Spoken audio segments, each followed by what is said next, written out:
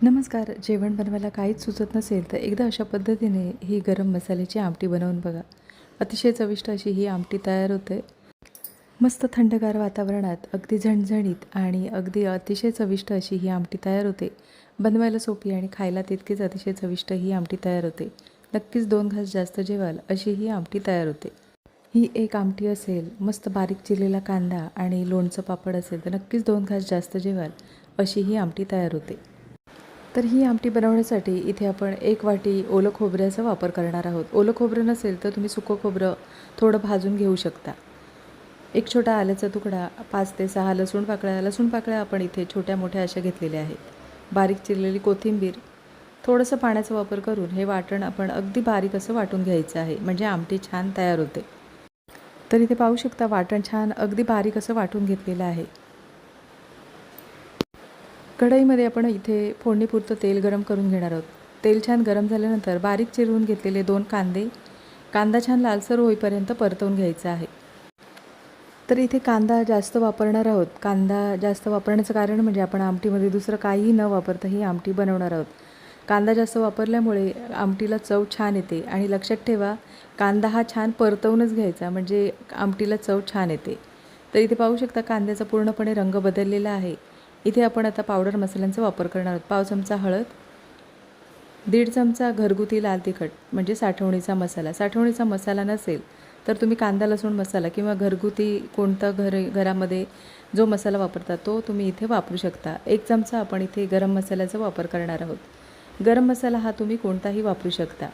Powder मसाले गॅसची flame slow ठेवून आपण परतवून घेणार आहोत. तर इथे पाण्याचा वापर न करता पावडर मसाले आपण परतवून घेणार आहोत.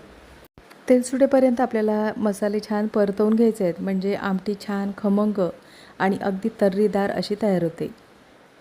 तर इथे आता पावडर मसाले परतवून झालेले आहेत. साधारण तेल सुटलेलं आहे. तर इथे आपण जे वाटण तयार करून घेतलेलं आहे ओल्या खोबऱ्याचं, ते वाटण आपण इथे परतवून घेणार आहोत. इथे तुम्हाला ही आमटी थोडीशी आंबट म्हणजे थोडंसं टोमॅटोचा वापर करायचा असेल तर तुम्ही करू शकता. इथे मला टोमॅटो आवडत नाही म्हणून मी या आमटीमध्ये टोमॅटो वापरलेला नाही आहे. तर इथे आपण पाण्याचा वापर न करता खोबरं आपण परतवून घेणार आहोत. साधारण तेल सुटेपर्यंत आपल्याला ओलं खोबरं हे कांद्यामध्ये परतवून घ्यायचं आहे. तेल सुटेपर्यंत परतवून घेतलं म्हणजे आमटीला चव छान येते. ओल्या खोबऱ्यामध्येच आपण आलं आणि लसूणचा वापर केलेला आहे. त्याचा जो कच्चेपणा असतो तो नाहीसा होतो. तर इथे पाहू शकता साधारण तेल सुटलेलं आहे. तेल सुटल्यानंतर मिक्सरच्या भांड्यामध्ये आपण वाटण तयार करून घेतलं. त्याच मिक्सरच्या भांड्यामध्ये आपण पाण्याचा वापर करून मिक्सरचं भांडं आपण इथे स्वच्छ धुवून घेणार आहोत. इथे तुम्हाला आमटी कितपत घट्ट किंवा पातळ हवी आहे त्याप्रमाणे तुम्ही पाण्याचा अंदाज ठेवायचा आहे. तर इथे आपण गरम पाण्याचा वापर करायचा आहे. गरम पाण्यामुळे छान तर्रीदार अशी आमटी तयार होते. तर इथे तुम्हाला आमटी कितपत पातळ किंवा घट्ट हवी आहे त्याप्रमाणे गरम पाण्याचा वापर करायचा आहे.